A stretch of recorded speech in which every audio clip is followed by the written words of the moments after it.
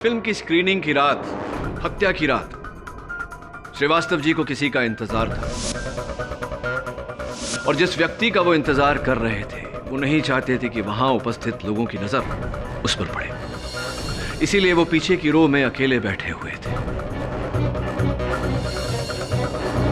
श्रीवास्तव जी के जीवन का सबसे बड़ा रहस्य सुरभि सक्सेना थी, या यूं कहिए उनके सुपुत्र भूषण। और भूषण को ही उन्होंने वहां बुलाया था मुलाकात करने के लिए, उनके और सुरभि जी की शादी के बारे में बताने के लिए। भूषण के इतिहास को टटोलने के बाद हमें पता चला कि लिटरेचर में एमए करने के बावजूद उनकी दिलचस्पी समाज सेवा में थी। कई blood donation camps, medical camps का वो हिस्सा बने थे। इसीलिए योर ऑनर, उन्हें दवाइयों और सिरिंजेस का बहुत तजुर्बा था और इसी जानकारी के आधार पर मैंने उनका पीछा करवाया।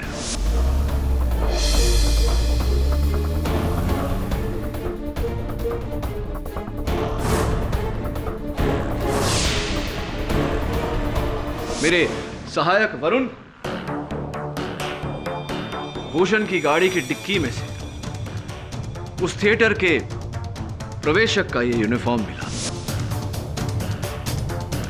जिस यूनिफॉर्म को पहनकर भूषण ने श्रीवास्तव जी की हत्या की थी।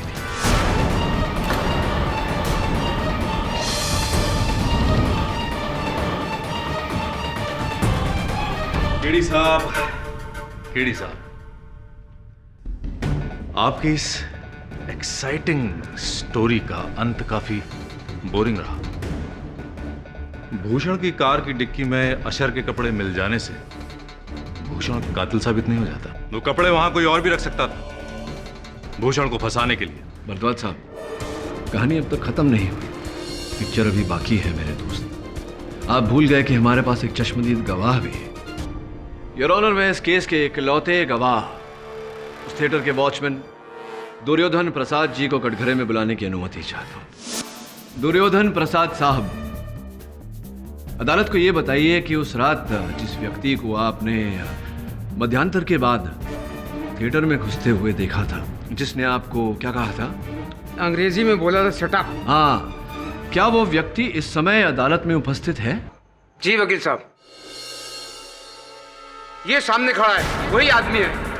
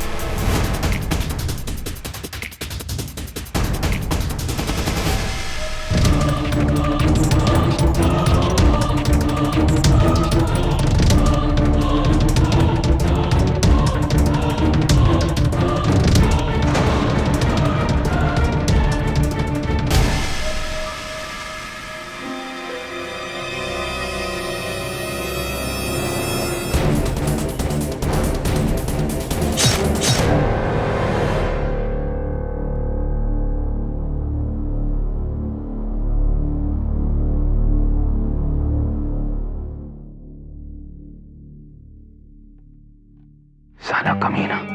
क्या हुआ? सेकंड लीड बोल रहा था, एक डायलॉग भी नहीं है तेरा, एक्स्ट्रा बना दिया तुझे। वेट तो करो, इंटरवल से पहले पूरा सॉन्ग है मेरा। Wait and watch. देखता हूं, अगर नहीं आया ना तो छोड़ूंगा नहीं साले को। चुप करो, सब लोग सुन लेंगे। सर जी, मूवी तो अच्छी चल रही है।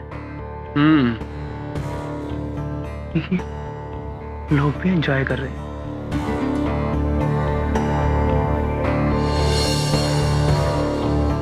लेकिन प्रोड्यूसर साहब खुश नहीं है ना, वो तो बैठे हुए वहां अकेले मुंह लटका के। नहीं सर जी, रिलीज का टेंशन होगा और आप टेंशन मत लीजिए, एकदम रिलैक्स हो जाइए क्योंकि अपनी पिक्चर तो हिट है।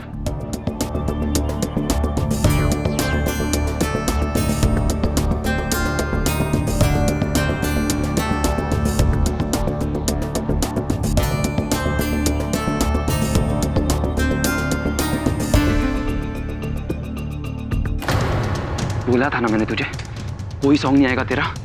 बेवकूफ बनाया उसने तुझे। पवन श्रीवास्तव, झूठ बोला तूने मेरी स्वीटी को। गजेन प्लीज। किधर है सॉन्ग? फैसल बाहर निकालो इससे। नहीं छोड़ूंगा। छोड़ूंगा नहीं तुझे। फैसल से बाहर निकालो। छोड़ो मुझे।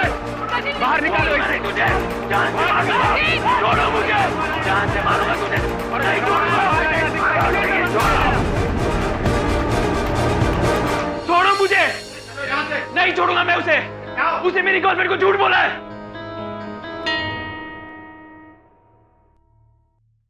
पागल हो गए तुम? दिमाग खराब हो गया तुम्हारा? क्या किया तुमने? तो और क्या करता मैं? वो तुम्हें बेवकूफ बना रहा था। बेवकूफ तो तुम हो ही, और तुम्हारी इस बेवकूफी ने मेरे लिए आगे के सभी रास्तों को बंद कर दिया है।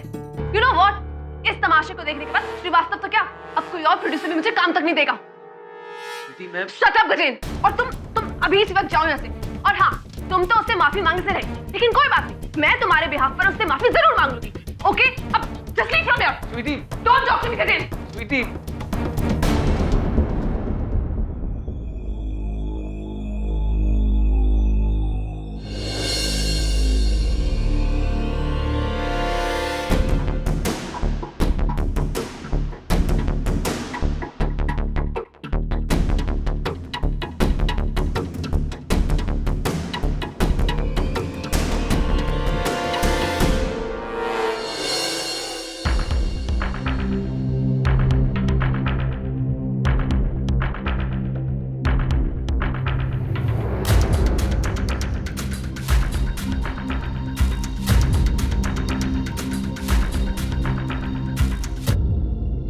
सर जी, ये प्रोड्यूसर साहब अकेले क्यों बैठे हैं?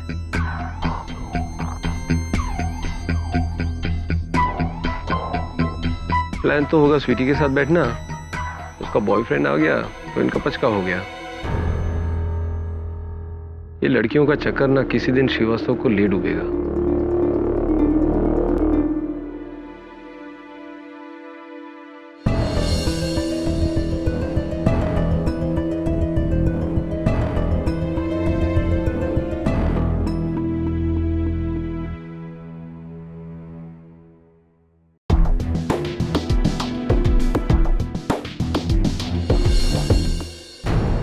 पर सर जी, वो कौन है? कौन? अरे मरेगा साला। श्रीवास्तव साहब ने कहा था किसी को मेरे नजदीक आने मत देना। पर सर वो कर क्या रहा है? कौन है? ए, क्या हो रहा है? लाइट।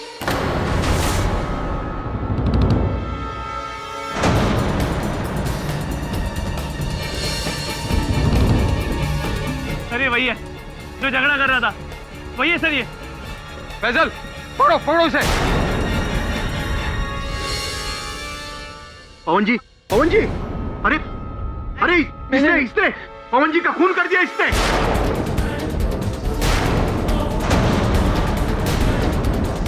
कोई पुलिस को बुलाओ, मैं इसे पकड़ के रखा हूँ। पुलिस को बुलाओ जल्दी। मैंने नहीं मारा जी, मैंने नहीं मारा। अरे पहले से मारा है, ये सारे गवाह है। नहीं मारा है पवन जी को। बुलाओ कोई पुलिस को। मैंने नहीं।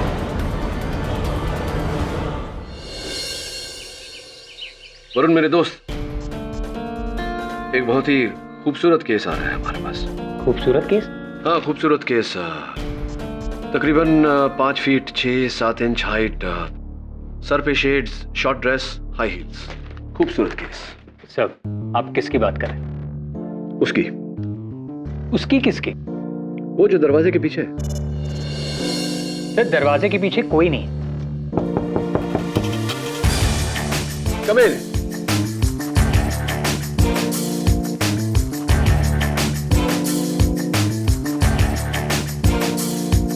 Mister KD Pathak. Hi, may I call you Sweety? Please come in Sweety. तो आपके बॉयफ्रेंड गजेंद्र और प्रोड्यूसर श्रीवास्तव के बीच कहासुनी हुई। श्रीवास्तव ने फिजिकली आपके बॉयफ्रेंड को प्रीव्यू थिएटर के बाहर भिखवाया। कुछ समय बाद आपके बॉयफ्रेंड श्रीवास्तव की डेड बॉडी उनके मृत शरीर के ऊपर पाए गए, हाथ में सिरिंज लेकर आप चाहती हैं कि मैं ये केस लड़ूं? जी। क्यों? क्यों आपको इतना विश्वास है कि गजेंद्र बेगुनाह है? क्योंकि गजेंद्र गुस्से में आकर किसी को धमकी तो दे सकता है, लेकिन किसी का खून नहीं कर सकता। वो ऐसा इंसान है ही नहीं। इंसान अक्सर इंसान जैसा होता है वैसा दिखता नहीं, और जैसा दिखता है वैसा होता नहीं। इंसान का क्या है, वो कब क्यों क्या कर ले कुछ समझ में ही नहीं आता। कितना समय से जानती हैं आप गजेंद्र को? मैं गजेंद्र को इतने सालों से जानती हूँ कि मैं इतना श्योरिटी के साथ कह सकती हूँ कि वो किसी का खून नहीं कर सकता। आप एक बार उससे मिल तो लीजिए, आपको खुद विश्वास हो जाएगा कि उसने खून नहीं किया है।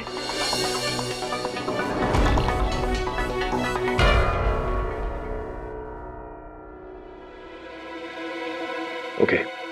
सर, इसके बारे में आपको कैसे पता चला?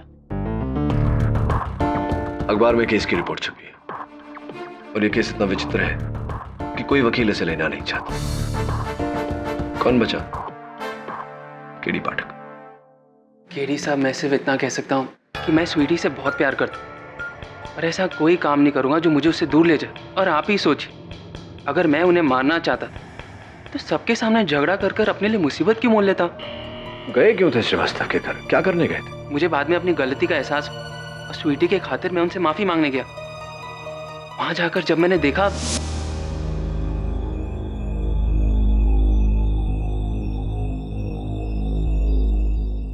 Sorry sir, sir, sir, sir, light.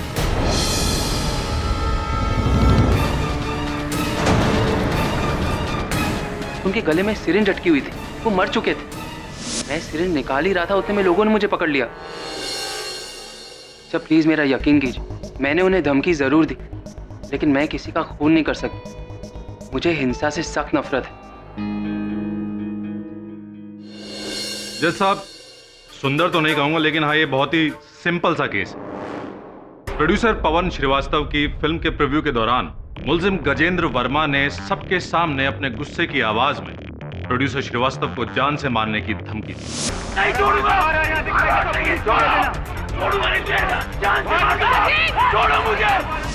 इसके बाद मुलजिम गजेंद्र वर्मा को बेइज्जत करके जब थिएटर से बाहर निकाला गया तो उसने जहर का इंजेक्शन मार के प्रोड्यूसर श्रीवास्तव की हत्या कर दी।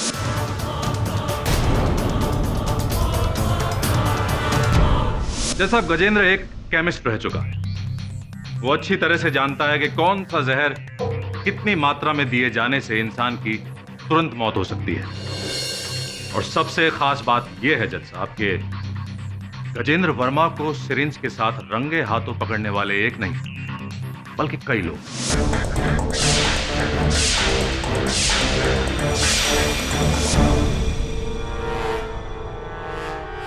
भरद्वाज,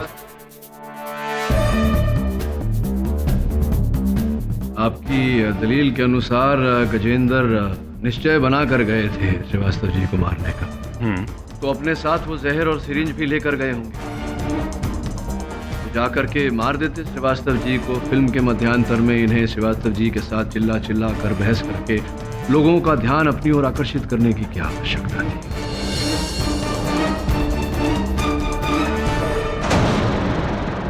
केडी साहब, ये तो आप और आपका क्लाइंट गजेंद्र ही बेटर जानता होगा। बहरहाल ये भी हो सकता है कि जब गजेंद्र को बेइज्जत करके बाहर निकाला गया तो वो जहर और सिरिंज लेकर आया होगा और प्रोड्यूसर श्रीवास्तव को मार दिया होगा। होने को तो कुछ भी हो सकता है भरद्वाज साहब, लेकिन ऐसा हुआ नहीं है यार। पुलिस जांच के अनुसार गजेंद्र ने थिएटर के आसपास किसी भी केमिस्ट किसी भी प्रकार का जहर या कोई सिरिंज नहीं खरीदी। मुद्दा ये नहीं है केडी साहब कि गजेंद्र जहर और सिरिंज घर से लेकर आया या केमिस्ट। मुद्दा ये है कि गजेंद्र को श्रीवास्तव का खून करते हुए कई लोगों ने देखा है। भरद्वाज साहब, अक्सर जो होता है वो दिखता नहीं, और जो दिखता है वो होता नहीं। इस केस में भी ऐसा ही है यार। मेरे मुवक्किल का ये कहना है कि वो श्रीवास्तव जी की गर्दन में सिरिंज डाल नहीं रहे थे, उसे निकाल रहे थे। केडी साहब, ये हकीकत तो नहीं हो सकती। हाँ, आपके द्वारा बनाई गई एक बहुत ही सुंदर कहानी जरूर हो सकती है जिस पर कोई भी भरोसा नहीं करेगा। ये अदालत तो बिल्कुल भी नहीं। बस थोड़ी सी प्रतीक्षा कीजिए भारद्वाज साहब, इस कहानी को मैं वास्तविकता में बदल दूंगा। योर ऑनर, मैं डायरेक्टर कमलेश खन्ना को कटघरे में बुलाने की अनुमति चाहता हूँ। इजाजत है? श्री कमलेश खन्ना, आप इस चलचित्र के निर्देशक हैं। जी हाँ। ये बताइए कि इस फिल्म के प्रीव्यू के दौरान किसी व्यक्ति को हॉल में अंदर आते दिखा, विशेषकर मध्यांतर के बाद? जी नहीं सर, और किसी को तो नहीं देखा मैंने। मैं तो फिल्म देख रहा था। बहुत अच्छी फिल्म बनी है वकील साहब, आप भी जरूर देखना। बहुत ही सुंदर केडी साहब, आपकी दलीलों में मजा तो बहुत आ रहा है, लेकिन क्या है कि अदालत का कीमती वक्त भी बर्बाद हो रहा है। इतने सारे गवाहों की गवाही के बाद यह बात तो साफ है कि फिल्म के दौरान गजेंद्र के अलावा प्रीव्यू हॉल में कोई आया ही। इसका मतलब गजेंद्र ने ही पवन श्रीवास्तव का खून किया है।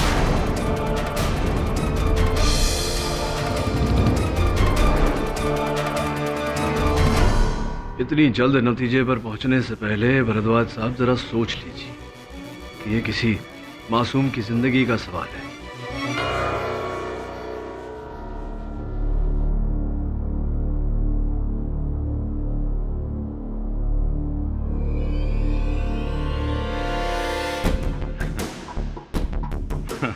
मासूम,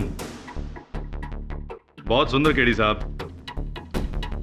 आपके इस मासूम मुवक्किल की मासूमियत का एक बहुत ही उम्दा सबूत अभी अभी मेरे हाथ में। जज साहब, पुलिस रिकॉर्ड से पता चला है कि गजेंद्र वर्मा 14 साल की उम्र में अपने स्कूल के 2 लड़कों के साथ मारपीट और उनके सर फोड़ने के जुर्म में 4 महीने रिफॉर्म हाउस यानी कि बाल सुधार गृह में काट चुके हैं।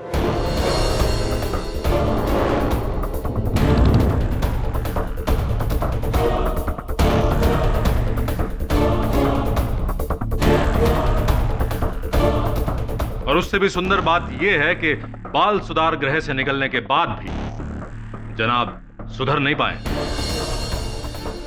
सर प्लीज मेरा यकीन कीजिए, मैंने उन्हें धमकी जरूर दी, लेकिन मैं किसी का खून नहीं कर सकता। मुझे हिंसा से सख्त नफरत है।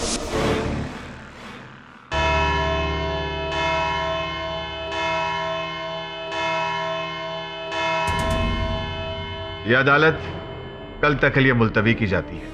The court is adjourned till tomorrow.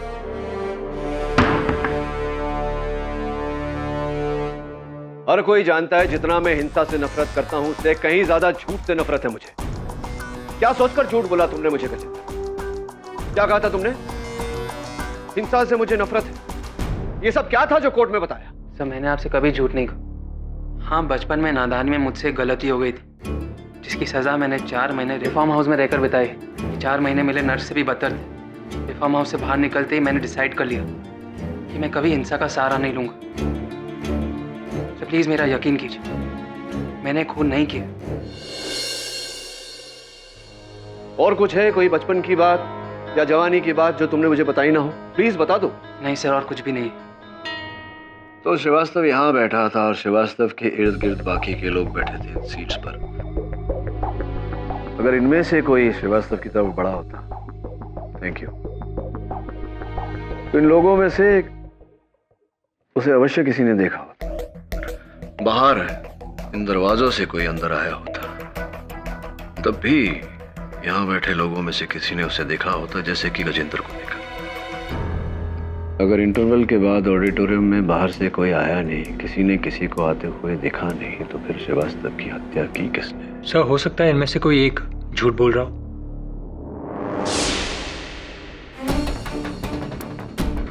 Arun,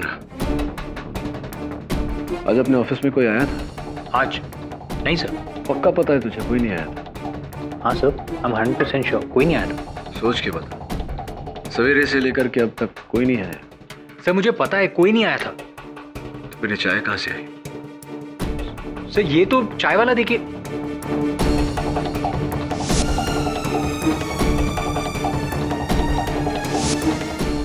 exactly.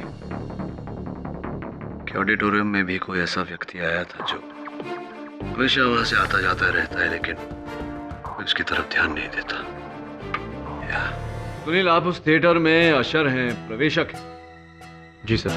लोगों को उनकी सीट दिखाने के अतिरिक्त आप वहाँ जलपान, स्नैक्स, कोल्ड ड्रिंक्स इत्यादि भी बेचते हैं। जी सर। तो ये बताइए कि उस दिन उस फिल्म के मध्यांतर के बाद आप थिएटर के अंदर गए थे? जी नहीं सर। सोच के बता। जी सर, मैं सच कह रहा हूँ सर। इंटरवल के बाद सर मैं काउंटर पर ही था सर, मैं अंदर गया ही नहीं सर। ठीक है, बैठिए। Thank you sir. खन्ना साहब, जरा सोच कर बताइए, क्या आपने उस दिन फिल्म के मध्यांतर के बाद हॉल के अंदर किसी को घूमते हुए देखा था? ऑब्जेक्शन जज साहब, बार बार सवाल पूछे जाने से सच्चाई बदल नहीं जाएगी। केडी साहब गवाह पर जोर डाल रहे हैं। Objection sustain. केडी, सवाल दोहराओ मत। क्षमा चाहता हूँ योर ऑनर। और मेरा दूसरा सवाल, खन्ना साहब, क्या आपने उस दिन मध्यांतर के बाद सुनील अशर को, प्रवेशक को, हॉल के अंदर देखा? ऑब्जेक्शन जज साहब। ओवररूल्ड। KD continue. देखा था? देखा था या नहीं सुनील को? खन्ना साहब बताइए। केरी साहब, सच बताऊं तो मैं इतना नर्वस था कि होश में नहीं था। उस वक्त अगर अशर हुआ भी तो मैंने नोटिस नहीं किया। आप नर्वस थे, आपने नोटिस नहीं किया। जी हाँ, बैठिए। जी, थैंक यू। नहीं सर, मैंने अशर को कहीं नहीं देखा। हाँ सर, मुझे याद आ रहा है, उस दिन इंटरवल के बाद अशर वहां पर आया था। एक्चुअली सर, उस दिन इंटरवल में जो कुछ भी हुआ उसे देखकर मेरी जान सूख गई थी।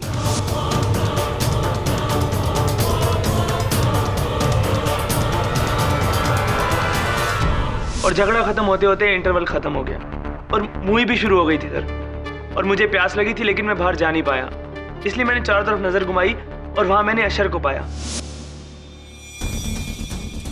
हेलो,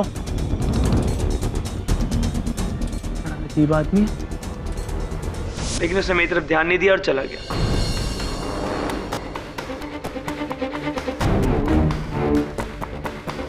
कहाँ चला गया? सर, शायद पीछे की तरफ गया होगा। एक्चुअली मैंने ध्यान नहीं दिया। साहब, मैंने पहले भी कहा मैं नहीं था। अरे ऐसे कैसे नहीं थे? अभी अभी उस फिल्म के असिस्टेंट डायरेक्टर ने अपने कथन में कहा है कि उन्होंने आपको देखा था हॉल के अंदर। आप कह रहे हैं कि आप नहीं थे, ऐसा कैसे हो सकता है? साहब, जब मैं अंदर गया ही नहीं तो फिर कोई मुझे कैसे देख सकता है? कितने अशर है तुम्हारे थिएटर में? साहब, वैसे तो 2 है, लेकिन उस दिन दूसरा छुट्टी पे गया था, मैं अकेला ही ड्यूटी पे था। एक अगर उस दिन छुट्टी पर था तो स्पष्ट बात है कि जिसको देखा है असिस्टेंट डायरेक्टर साहब ने, वो आप ही थे, आप ही हॉल के अंदर थे। नहीं साहब, मैं भगवान की कसम खा के कहता हूँ, मैं उस दिन हॉल में नहीं था। मैं तो इंटरवल के बाद पूरी फिल्म खत्म होने तक थिएटर के बाहर ही था, अंदर गया ही नहीं। थिएटर के बाहर थे? थिएटर के बाहर क्या कर रहे थे? नहीं बोलिए, थिएटर के बाहर क्या कर रहे थे? कार पार्किंग में मैं अपनी गर्लफ्रेंड मीना से बात कर रहा था। वैसे चलो कुछ समय के लिए मान लेते हैं कि तुम अपनी गर्लफ्रेंड मीना से बात कर रहे थे, तो फिर असिस्टेंट डायरेक्टर ने जिसे देखा वो कौन था? केडी साहब, वो कोई नहीं था। वो सिर्फ और सिर्फ एक वहम है, भ्रम है। हॉल में कोई आया ही नहीं था। आया था भरद्वाज साहब। अशर भले ना आया हो, लेकिन अशर के कपड़ों में कोई व्यक्ति अवश्य आया। भाई बहुत सुंदर केडी साहब, ये तो आपने एक नई कहानी शुरू कर दी। शुरू नहीं की, इसी कहानी को खत्म करने का समय आ गया है भरद्वाज साहब। और इस कहानी का आखिरी पार्ट उस थिएटर का वॉचमैन, योर ऑनर। आपका नाम? दुर्योधन प्रसाद साहब। दुर्योधन प्रसाद साहब। Order order. साहब नहीं साहब, साहब तो आप हैं, मैं सिर्फ दुर्योधन प्रसाद ही हूँ। अच्छा, तो दुर्योधन जी ये बताइए कि उस थिएटर के वॉचमैन वारपाल आप हैं? जी साहब। आपने उस फिल्म के मध्यांतर के बाद किसी को अंदर जाते हुए देखा? नहीं साहब, इंटरवल के बाद तो कोई आता ही नहीं साहब। पर हाँ, याद आया, एक आदमी को अंदर जाते हुए देखा था मैंने। तुम्हें कैसे मालूम है कि वो बाहर का आदमी था? क्योंकि वो आदमी थिएटर से बाहर आया ही नहीं।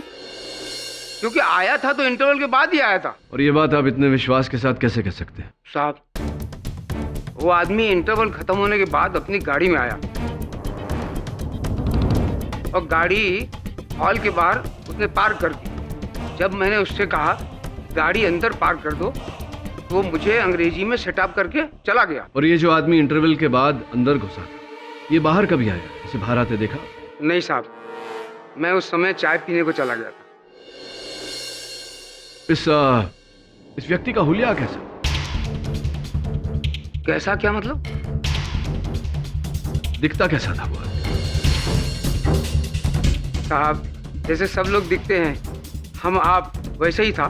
नहीं, मेरा मतलब है व्यक्ति का कद, उसकी ऊंचाई कितनी थी? अरे जैसे सबकी होती है वैसे ही थी, हमारी और आप जैसी। अच्छा ये बताओ कि जिस व्यक्ति को तुमने इंटरवल के बाद अंदर जाते हुए देखा था, किस रंग के कपड़े पहने थे उसने? कमीज किस रंग की पहनी थी? रंग तो अरे हर आदमी वही रंग पहनता है, जैसे आप पहने और मैं पहनता हूँ, वैसे ही रंग था। मेरे या आप?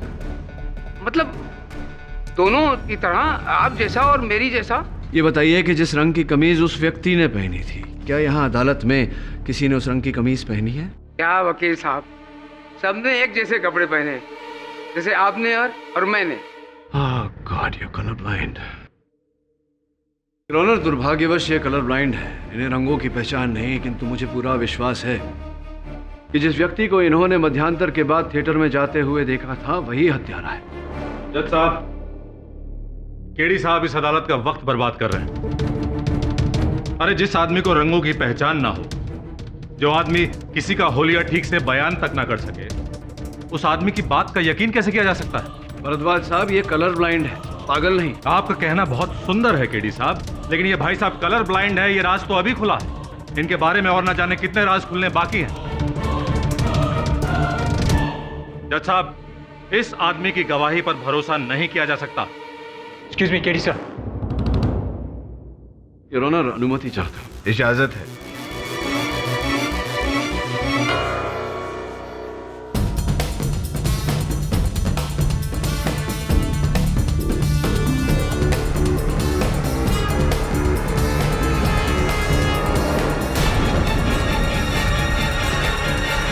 खान साहब आइए, पधारिए कटघरे में। मिस्टर फैजल खान, आपने पुलिस को अपने ये दूसरे सेलफोन के बारे में नहीं बताया था, क्यों? जरूरी नहीं समझा। क्यों? 2 महीने पहले से वो सेलफोन मैं यूज ही नहीं कर रहा हूँ। क्यों?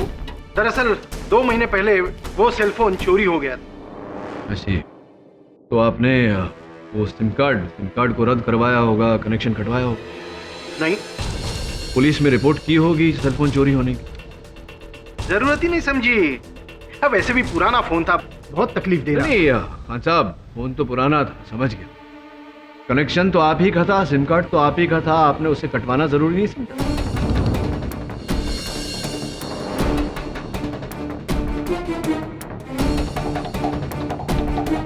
आप जानते हैं आपके उसी सिम कार्ड से पिछले 2 महीने में कितने फोन किए गए?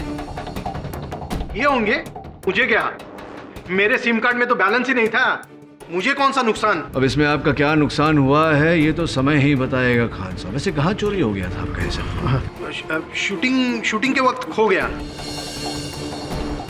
हो गया? हाँ। समय पहले आपने बोला चोरी हो।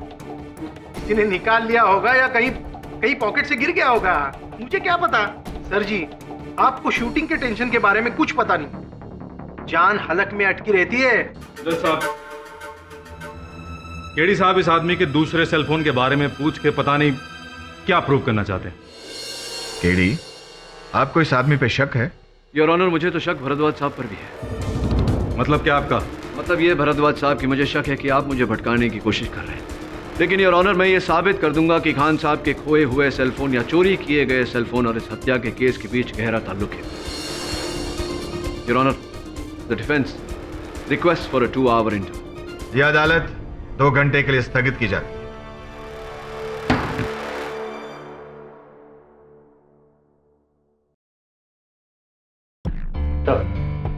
ये प्रोड्यूसर श्रीवास्तव के ऑफिस का पियन है, गंगाराम तावड़े। तावड़े जी, ये बताइए कि पिछले कुछ दिनों श्रीवास्तव जी का किसी के साथ झगड़ा, कोई लड़ाई, कोई अनबन ऐसा कुछ हुआ था क्या? साहब फिल्म लाइन में पंगे होते रहते हैं, लेकिन आए दिन उनकी बीवी के साथ जबरदस्त झगड़ा होता था साहब। अच्छा, तो किस बात पे होता था पत्नी के साथ झगड़ा? वो लड़कियों को लेकर शक करती थी, जरा जरा सी बात पे ऑफिस में पहुंच जाती थी, सबके सामने उनको उल्टा सीधा बोलती थी, उनके फोन चेक करती थी और फोन के बिल भी चेक करती थी। और तो और साहब हमको पैसे देती थी उन पर नजर रखने के लिए, और वो कहाँ जाते हैं, किससे मिलते हैं और कौन कौन लड़की उनके साथ घूमने जाती है। धन्यवाद, अब बाहर इंतजार। जी साहब। वरुण, मुझे श्रीवास्तव पर संदेह हो रहा है। सोच, जिसकी बीवी इतनी शक्की हो, जो खुद इतना रंगीन मिजाज का हो, वो अपने इन रंगीले कार्यों के लिए खुफिया सेलफोन तो अवश्य रखे, क्योंकि उसकी बीवी उसके सेलफोन के बिल्स चेक करती थी। वो अपने नाम पर फ़ोन तो लेगा नहीं। मुझे पूरा विश्वास है कि फैजल खान का फ़ोन श्रीवास्तव के पास ही था। वो फ़ोन कंपनी से कुछ पता चला क्या? सर, मैंने फ़ोन कंपनी से पता किया, वो दूसरे सेलफोन से जो लास्ट कॉल किया था उसका लोकेशन श्रीवास्तव का ऑफिस ही। तो जा फिर ढूंढ, ज़्यादा समय नहीं बचा। Right sir.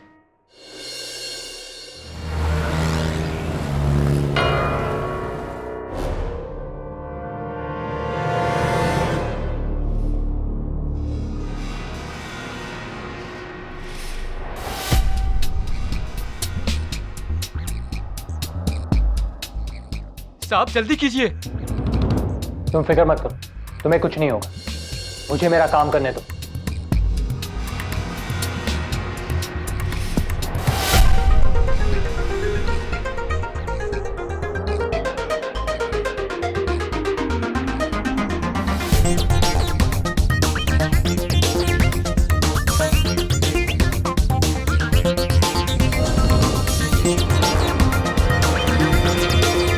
साहब जल्दी कीजिए, नहीं तो मेरी नौकरी चली जाएगी अगर किसी ने देख लिया तो। वहीं पे खड़े रहो।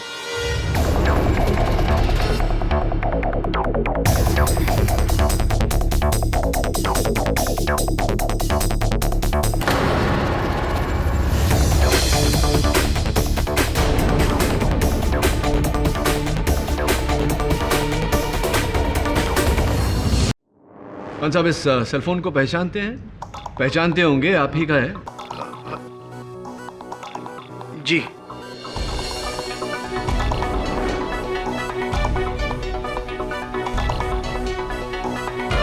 हकीकत यही है सर कि ये सेल नंबर मेरा है ही नहीं।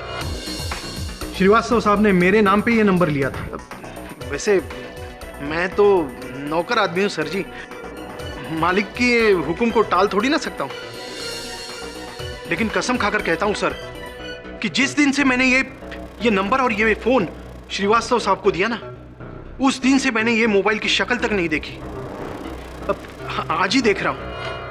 योर ऑनर, इस सेलफोन से पिछले 2 महीने में हर रोज लगातार एक ही नंबर पर कॉल्स किए गए, और वो नंबर सुरभि सक्सेना का है। सुरभि सक्सेना को जानते हैं? हाँ, अब सुरभि सक्सेना।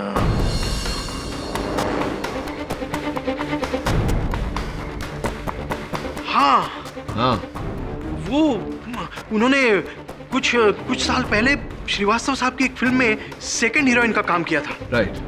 और कुछ महीने पहले वो श्रीवास्तव साहब के ऑफिस में भी उनसे मिलने आई थी। सुरभि सक्सेना। सुरभि जी, कृपया कर अदालत को बताइए कि आप फिल्म प्रोड्यूसर पवन श्रीवास्तव को कैसे जानती थी?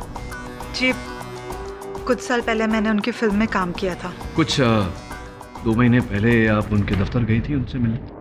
जी बिल्कुल मिली थी। मुझे काम के सिलसिले में बहुत सारे प्रोड्यूसर्स, डायरेक्टर्स, कास्टिंग डायरेक्टर्स से मिलना पड़ता है। Of course. मैं गई थी उनसे मिलने। और उसके बाद दूसरी मुलाकात कब हुई उनके साथ? दरअसल उस मुलाकात के बाद जरूरत ही नहीं पड़ी। सुरभि जी, पिछले 2 महीने से श्रीवास्तव जी आपको लगातार प्रतिदिन 4-5 बार फोन कर रहे हैं, और आपकी वार्तालाप मिनटों नहीं घंटों चल रही थी। आप झूठ क्यों बोल रही हैं कि आपकी बात ही नहीं हुई उनके साथ? प्लीज सच बताइए।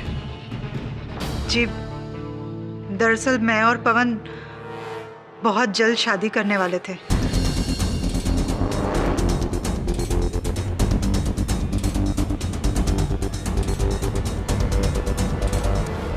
देखिए 2 महीने पहले ही आप उनसे मिली और इतने कम समय में प्यार हुआ, शादी तक बात पहुंची।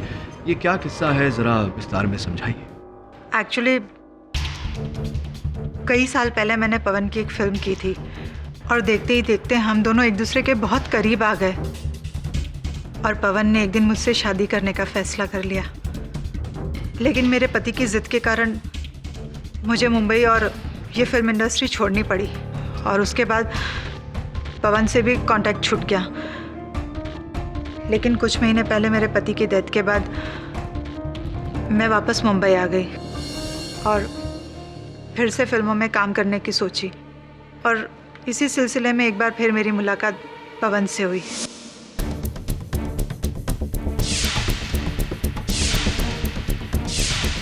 और इस फिल्म की रिलीज के बाद पवन अपनी बीवी को तलाक देकर हमारी शादी अनाउंस करने वाले थे।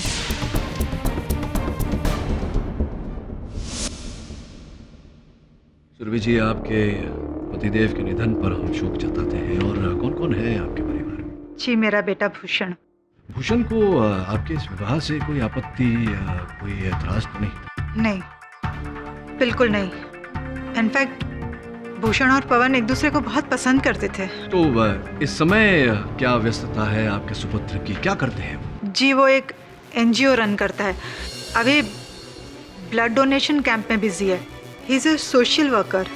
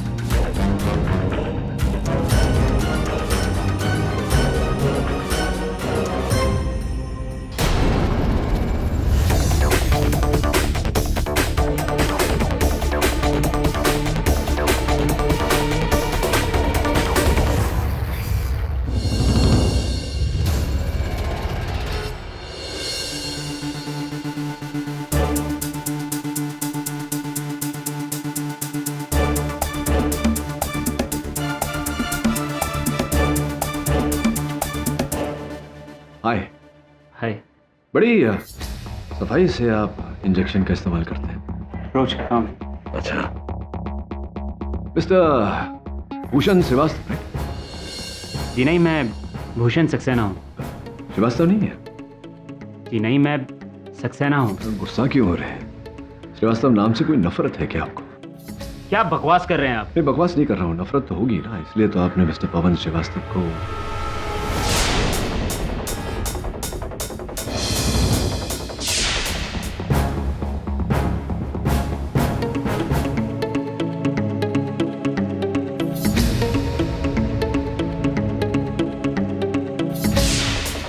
जाइए, मुझे और भी काम है।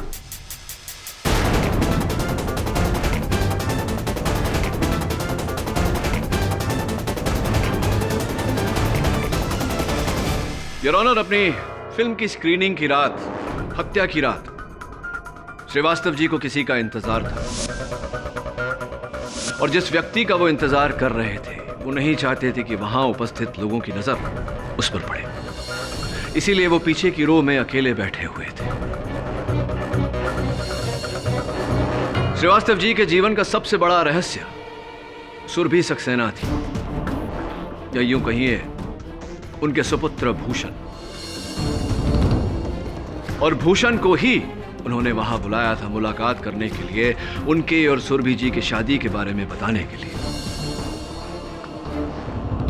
भूषण के इतिहास को टटोलने के बाद हमें पता चला कि लिटरेचर में एमए करने के बावजूद उनकी दिलचस्पी समाज सेवा में थी।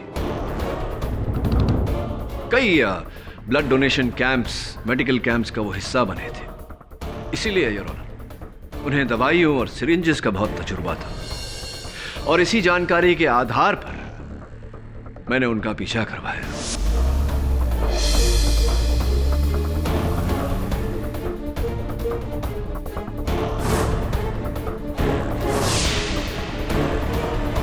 मेरे सहायक वरुण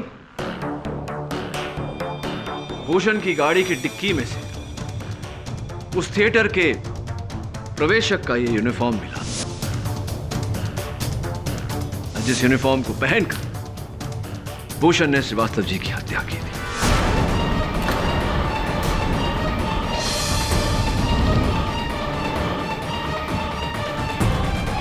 केडी साहब, आपकी इस एक्साइटिंग स्टोरी का अंत काफी बोरिंग रहा। भूषण की कार की डिक्की में अशर के कपड़े मिल जाने से भूषण कातिल साबित नहीं हो जाता। वो कपड़े वहां कोई और भी रख सकता था भूषण को फंसाने के लिए। भरद्वाज साहब, कहानी अब तक खत्म नहीं हुई, पिक्चर अभी बाकी है मेरे दोस्त। आप भूल गए कि हमारे पास एक चश्मदीद गवाह भी है। योर ऑनर, मैं इस केस के इकलौते गवाह उस थिएटर के वॉचमैन दुर्योधन प्रसाद जी को कटघरे में बुलाने की अनुमति चाहता हूं। दुर्योधन प्रसाद साहब, अदालत को यह बताइए कि उस रात जिस व्यक्ति को आपने मध्यांतर के बाद थिएटर में घुसते हुए देखा था, जिसने आपको क्या कहा था? अंग्रेजी में बोला था शट अप। हाँ, क्या वो व्यक्ति इस समय अदालत में उपस्थित है? जी वकील साहब, ये सामने खड़ा है, वही आदमी है।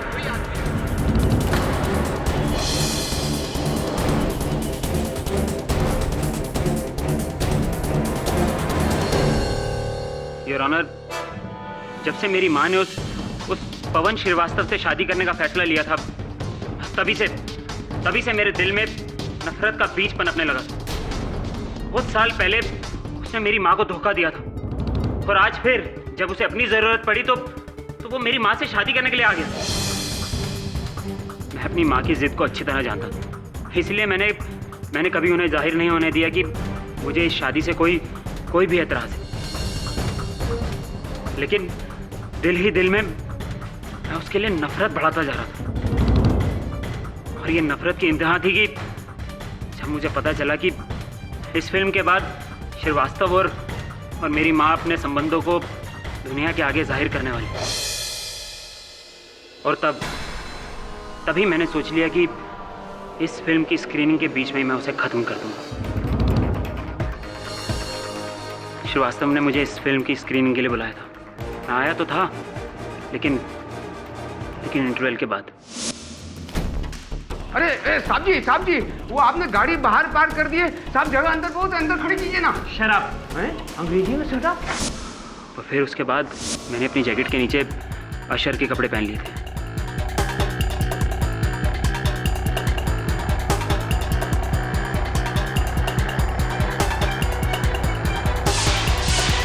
अंधेरे में मैं श्रीवास्तव के पास पहुंचा। इससे पहले कि श्रीवास्तव कुछ समझ पाता, मैंने उसके गले में इंजेक्शन उतार दिया। जैसा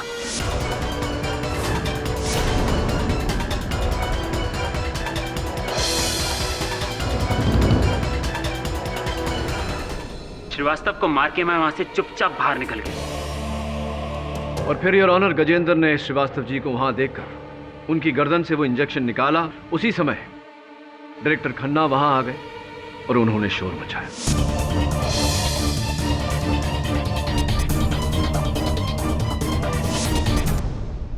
the defence rest your honour. तमाम गवाहों और सबूतों को मद्देनजर रखते हुए यह अदालत गजेंद्र वर्मा को निर्दोष पाते हुए उसे बाइज्जत बरी करने का हुक्म सुनाती है और भूषण सक्सेना को दोषी पाते हुए उसे गिरफ्तार करके उस पर केस चलाने का आदेश देती है। The case is closed.